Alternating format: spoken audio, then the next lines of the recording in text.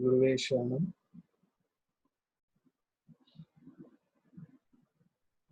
Let me share our Guruji's photo. Let us get his blessings for today's session. We are disciples of Guruji Sundar, an enlightened master. His great compassion that he has shown us the ultimate truth within ourselves. Every day we are taking up a new topic for discussion and sharing our wisdom. We trust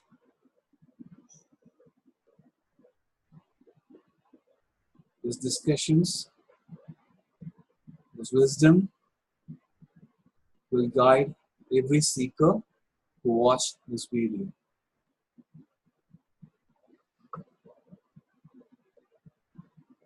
Guruve Sharanam.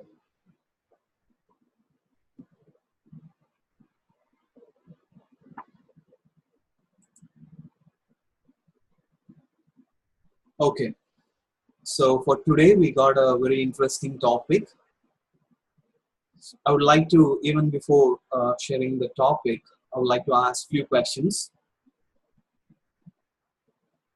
So Deepika, in your day-to-day life, what do you think you are doing it so repeatedly? Any few actions you think you're doing so repeatedly? Can you share that? Leave that things like housework kind of thing.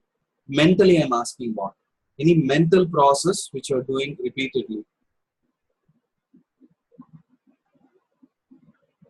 Nothing other than spending the day, the usual routine, like in house, what are all things to be done? No. And of course, an official thing. No. My question is, within yourself, the mental process, you do anything which is repeatedly every day. The mental process, not anything you do it as an action like doing household things or official work. I'm not referring to that. So, for example, I used to be daydream, like that. Okay.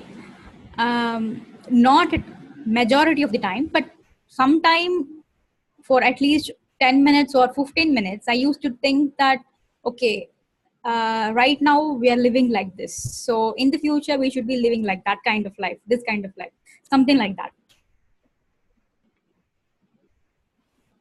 Okay. Others, same thing, usual, repetitive. Okay. But if you observe some more, you would be able to find some repeated process. For example,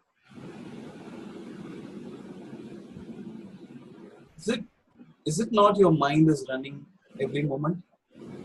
Yes, it is running. So how it is associated with the thoughts?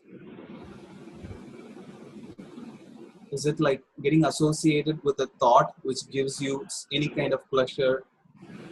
You wish to do that, you wish to associate with those thoughts or anything like that? The thoughts keep coming, that's all. And I do not associate with any sadness or pleasure of being associated with that. Okay. I think you have to observe some more. Definitely, we do a lot of associating with the thoughts. Without responding to the thoughts, the days are not moving.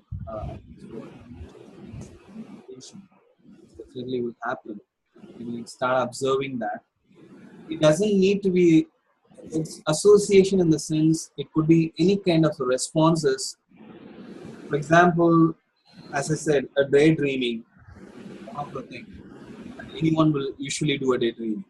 Like, okay, at this moment, becoming someone, or at this moment, dreaming for something which will happen. At this moment, looking for something which we get in the future.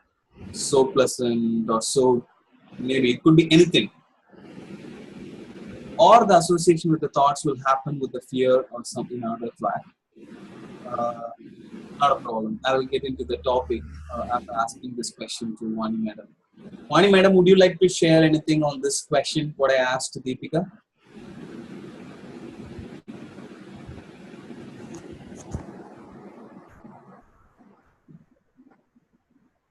One is continuously wanting certain things to happen according to our convenience and liking, and then coming back to the idea is, no, let me wait for whatever is happening. Let me accept.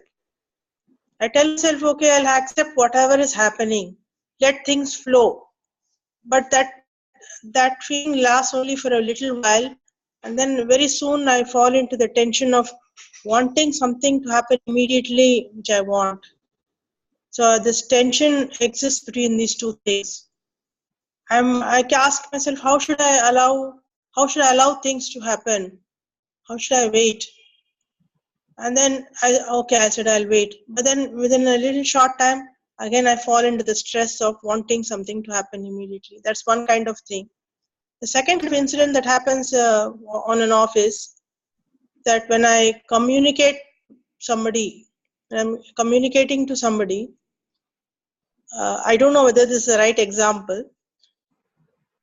I am unable to communicate properly. So my voice rises and I start to force my opinion. Then I come back to saying, no, this is not the way it should. I'm not able to communicate. I should be doing something else. So this inability to communicate, falling into the stress of communicating, then withdrawing back. So this also is another kind of on and off kind of experience I'm having. I don't know whether it's apt experiences, but this is what occurred to me immediately. Okay, madam. Thanks for sharing your views on that. So my question actually is, see, right now we are seeing ourselves, our own thoughts, our own mental process, how it's working, somewhat like 50,000 feet from a 50,000 feet height or something like that. But when you look so closer, so deeper, when the observation quality gets more deeper, you will realize something, that how each and every thought is actually getting immersed, getting associated with each other, and how we respond to that. To that level of observation, the quality grows. You will know something, you are always responding to those thoughts in the same pattern, what you do every day. So now when I ask someone, what do you do? The very usual answer will be, I'm doing nothing. But you know what is the fact? If you're doing nothing, really nothing, then you can only be Brahman. Okay? Actually, we are doing so many things, physically and in mental process and in the mind-wise, everything. We're doing so many things, but we are not observing that in a so deeper consciousness, in an awareness. So we are not sure what exactly we do. So we respond in a way that we do nothing. Some people say, no, I don't respond to my thoughts. Actually, it is quite impossible when you say, I don't respond to my thoughts. It is possible for people who have, being that state, in that Brahman.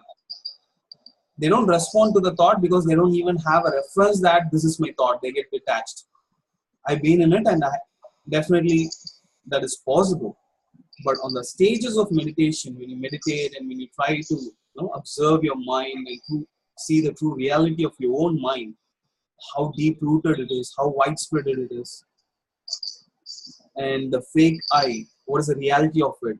When you know all those things from your observation quality, and then when you pass through several other dimensions of the Atman, the Brahman, then you might reach a point where you can get detached from your thoughts. Still the thoughts will be there, but you won't have a reference that this is my thought.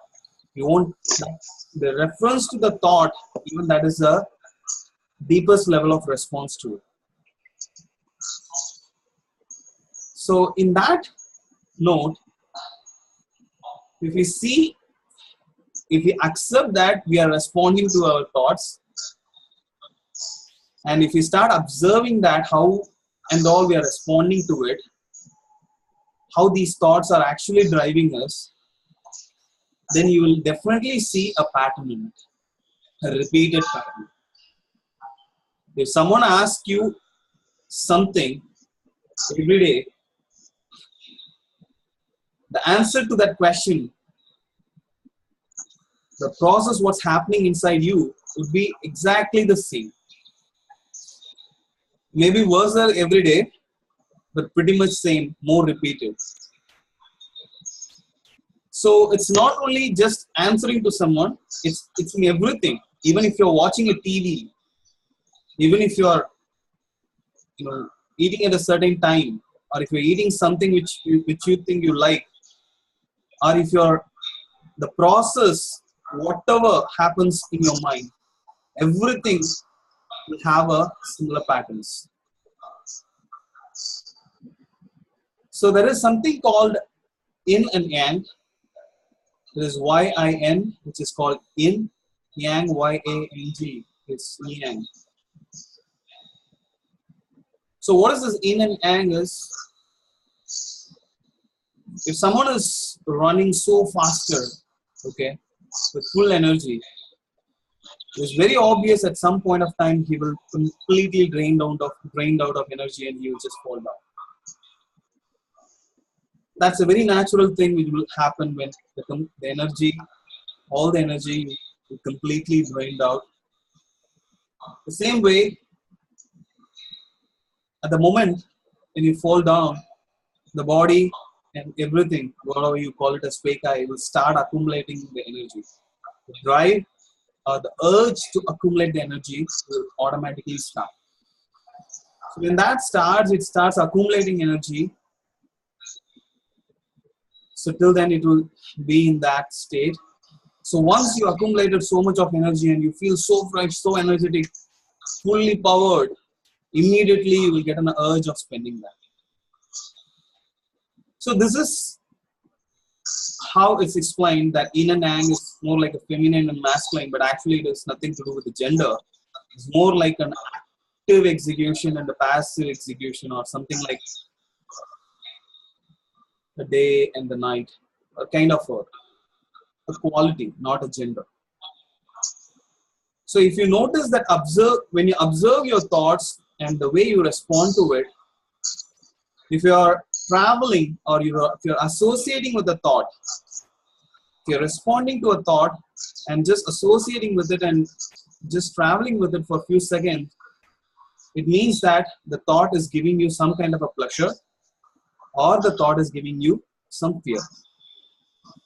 There is no other possibility that if it is not giving pleasure or a fear, immediately that thought, the association will just get disconnected. You move on to some other thoughts. Okay, that's how it's very natural process. And if you observe to the deepest core, you can definitely understand this, how it's really working. There could not be any other reason for it. Either it has to give you a pleasure or it has to give you a fear. So when this association happens because of a pleasure, most of the time, there this yin and yang concept comes into picture. Or even the fear also, it applies. It's more like you are accumulating and you're spending. That's it. Every pattern, if you don't have that life force in you, in a full peak, you can't even have any kind of admiration, or you can't wonder about anything. You cannot see anything as beautiful. So when you are seeing something as beautiful, something as interesting, something as attractive, wonder, your life force is pretty good, and it is actually urged to spend that. You do something to spend that, and obviously once that energy is spent, it is once again the same yin and yang concept. An urge will start, okay, fine, I'm down now and I have to accumulate once again. You will completely feel a negative shade of it. For example, you like to watch a movie. You keep on watching movie, maybe 3 hours, and then you want to continue. Okay, I have full energy. I really love to watch this movie further. You'll go and watch.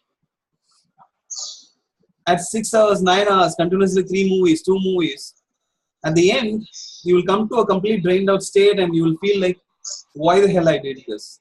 You will be completely in a state that, okay, you're not happy, you're not satisfied. It's not right. This is you will feel guilty for what you did, and you will say something like, okay, I should not do this anymore, and all those kind of thoughts and urges will start, because it's a very natural process that it has to now start accumulating, so that thoughts formation happens that way.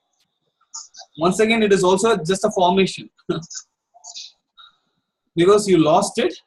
Now you feel drained out and a mood change and everything happened. Now the thoughts formation will be in such a way that, okay, all these are bad. What I did is wrong. I'm a mad guy. I did something very mad. Then it will start accumulating energy slowly, slowly, slowly, slowly. And once you reach that accumulated highest point or some good level, you once again start liking things. Thoughts will create one more formation now. It's beautiful. That is something like that happened that day, right? It's not today. It is maybe it may not happen once again. So how I will live without this? This is the entertainment in my life. This is what I'm living for. Those kind of thought formations will come. It's simply another urge to spend that. You spend that, and it simply happens like a repeated cycle. See, I just gave an example with the movie, but actually, if you go to a deeper level, even a response to a thought, an association with the thought, could be that way. In the beginning, you feel like, okay, something is good. I feel nice. The formation will be like that. At the end, you'll feel, oh, this is really troubling me. It's painful. Once again, you'll get in there. It will happen in a very deepest level also, the same in and out concept. It's all a very repeated cycle.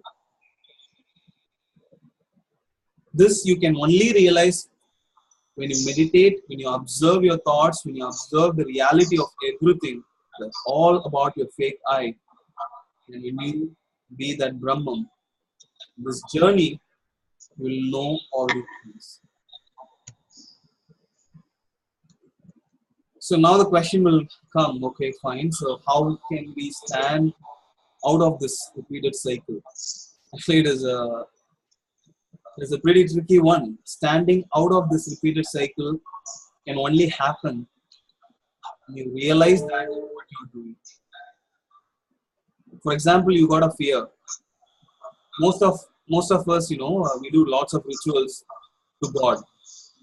If you observe those rituals, why I'm doing those rituals, most of the time there is a backing of fear.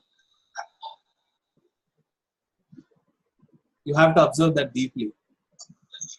When you someone actually a few months back, that lady was doing some kind of rituals in home every day, and she started meditating for 3 months, and then she said, okay, now I stopped doing that ritual thing. I don't know, now I like to really meditate. I really don't want to do that. No one have told her how to drop it. No one have told her you should drop it. When she saw the reality of what is the ritual she is doing, when she saw the reality of what is driving that ritual, the ritual is driven by a fear. And what she get out of it and how this is really happening, automatically you also have another option, like you meditated, you feel something different, some consciousness, awareness is making lots of things changes within yourself. It's a very natural process. It gets futile. That is like when a leaf in a tree, and it gets so dry, it automatically gets futile and just drop from the tree, right? Likewise, the energy to that ritual stopped. The urge to do that ritual is dropped. So she started doing meditation on that. leaving that ritual. So here, once again, the ritual, you don't need to take it as exactly as the same word. Okay, it's only for dropping ritual. You can take it as a thought. There was a thought which was driving her to do something. She was responding to the thought the same way repeatedly. When she saw the reality of the thought and what was driven and what was done, on that moment, the way she responded to the thought changed. She moved out of it. She standed out of that.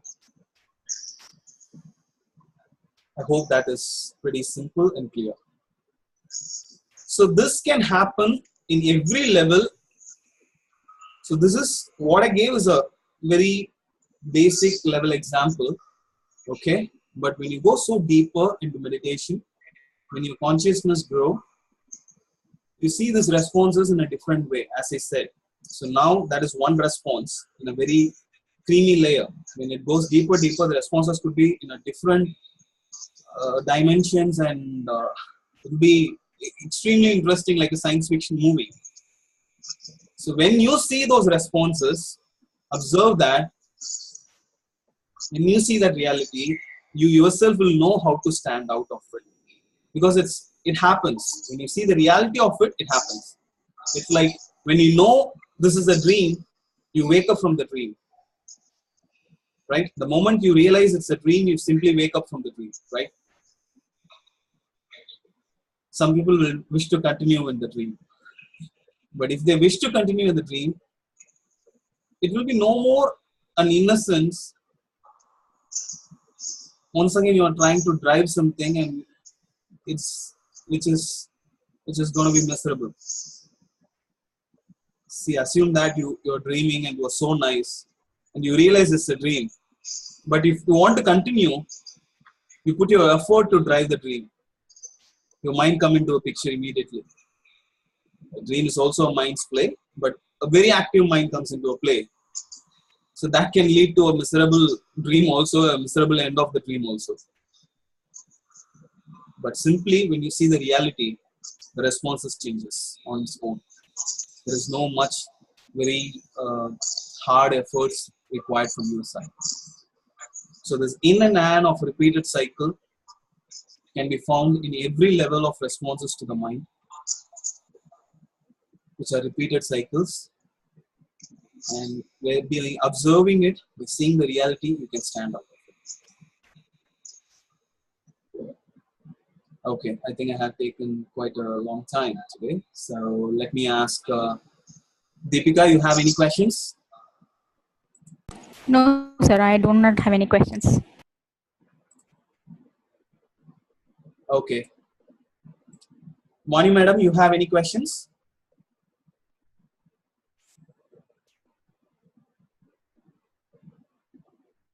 Mani madam, you have any questions?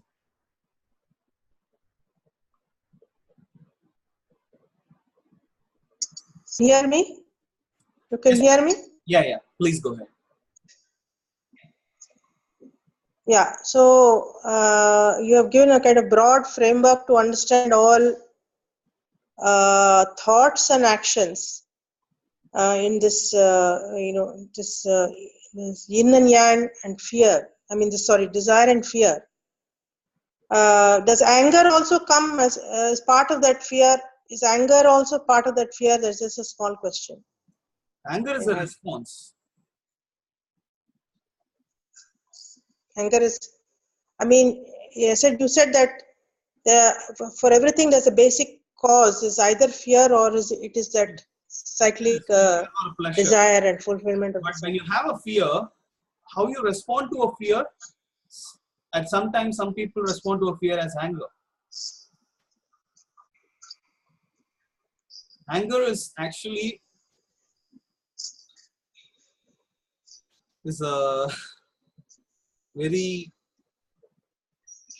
okay, I don't want to use any complicated words, but still, it's a cowardness actually. Okay, when you are feared, anger is a response to it. The one who has no fear will never get anger.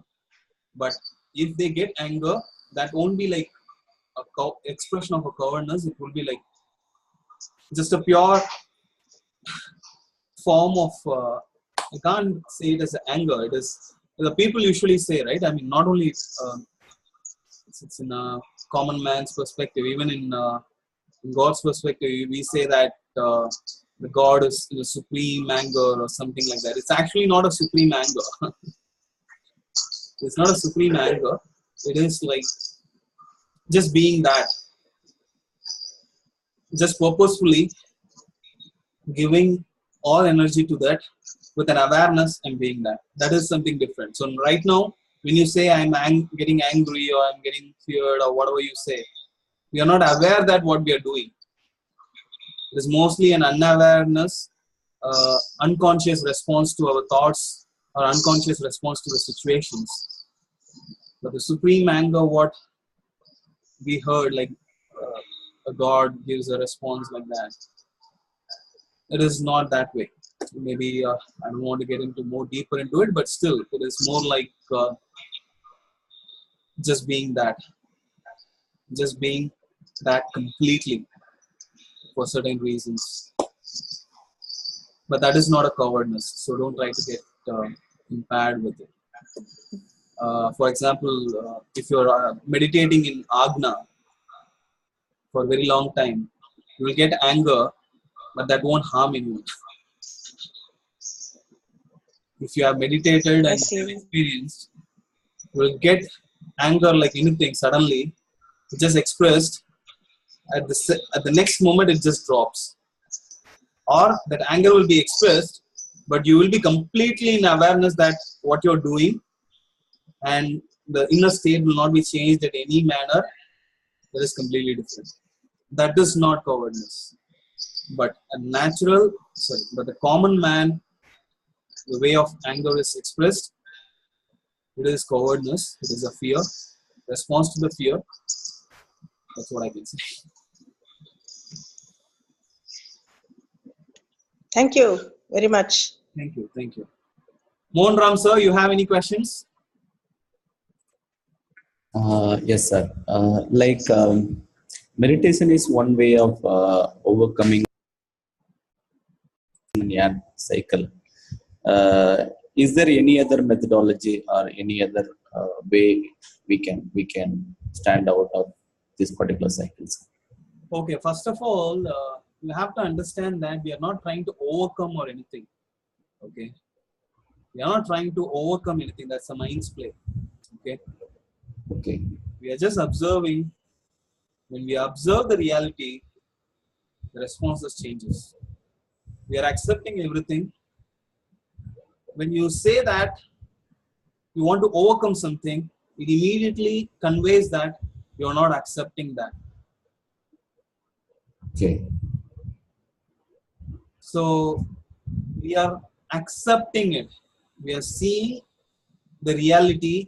We are seeing the Maya as it is. Okay. For example, we are living the normal life. We are having kids. We are having family. We are doing everything. If you are going in a street and if someone does something, whatever we have to respond at that point, we are responding, but with a complete awareness, with a complete acceptance of this Maya and unawareness, what is spread over people. Okay, we are not trying to overcome anything. We are not trying to run from anything. We are not trying to hide anything or hide from anything. We are seeing the reality. We are being more detached from that, and we are utilizing mind in a proper way rather than mind utilizes in an improper way. We are just simply utilizing mind as a tool to execute certain actions, and we are doing everything in a more conscious manner. That's it. So there is no bad or no good. There is no heaven, there is no hell. We are just seeing whatever it is as it is. Just want to correct that particular overcome that word. That's why I just shared that. Hope you understand that. Okay, Sure. so now let me come to the next, the main part of your question. So you are asking a question. Meditation is one of the way. So now you need to understand what is meditation. So we have discussed this quite a few times, that meditation is being aware, being conscious. Yes. So sitting, closing your eyes is one technique to that. There are so many techniques even in meditation itself which can lead you to that awareness or consciousness in that state, that can let it happen. But so many things can happen this way. There are so many paths are available, right? Even Jnana Margam is one of the paths. Bhakti Margam is another path. There are so many paths are there. And even when you're doing things completely in a more lively manner, for example, singing or dancing, even that could create a higher level of consciousness or awareness in you. But some point we miss that and it becomes more momentary. That is for short time. We may not be able to, get that real realization out of it or carry that for a long time or as a realization and move forward. But even that dancing or singing or whatever it is also does a similar thing in you, that it cuts off the unwanted responses, what you're doing for your thoughts, and put you in one particular thought or in one particular moment. Because when you're singing, you're at that moment, right? Yes. When you're singing, you're on that moment in that one particular thought. So some way that creates a relaxation, some kind of an awareness in you. But as I said, it would be momentary and you might lose at some point of time that awareness, and that can also happen. But there could be many ways. Even the meditation itself, if you go through several techniques what are available in meditation, there are certain techniques which are not even like closing your eyes and sitting in some place. It is like,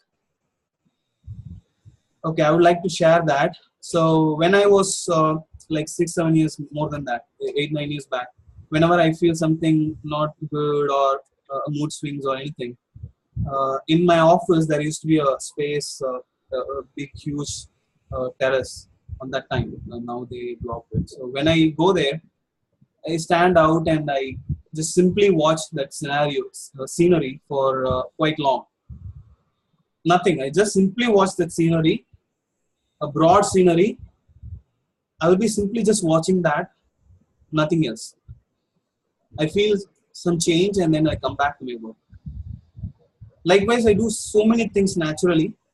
So when I went and read books like Srivinyan Bhairatantra about the meditation techniques, what are there, these are the meditation techniques mentioned in that book. So it naturally, your body, your inner system knows how to come out of things. What it does is meditation. It knows how to do it. Actually, we are blocking it. If we let it to happen, it will happen. There are so many things which I was doing. Okay, not so many. At least 2 or 3 I can immediately recall, which I mentioned as a meditation techniques. So don't see meditation as a technique. Okay, meditation is happening. So it can happen at any moment, at doing anything. So we are following a certain path. So we are going with the technique of chakra meditation and other things. But when you grow in this path, when you know several other things, you will see multi-dimensions of even chakra meditation, even multi-dimensions of how to get into any state, any meditative state or whatever at any point of time. So all these things you will learn. I hope I answered you, Mohan sir. You have any questions on that? No, fine, sir. I got it, sir. Thank you. Thank you so much. Thank you. Okay, we have come to an end of session. Thanks for joining. Gruvation.